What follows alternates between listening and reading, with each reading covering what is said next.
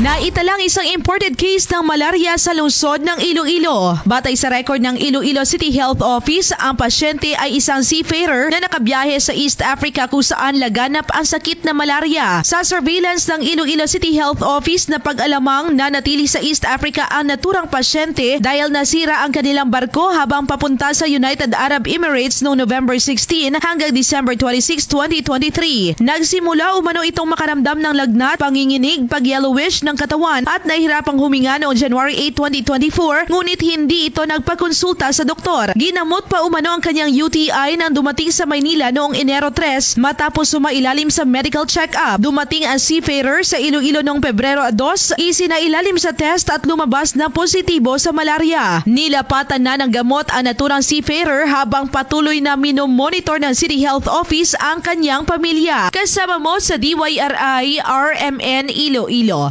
Radyoman Magi Maleriado, Tatak RMN.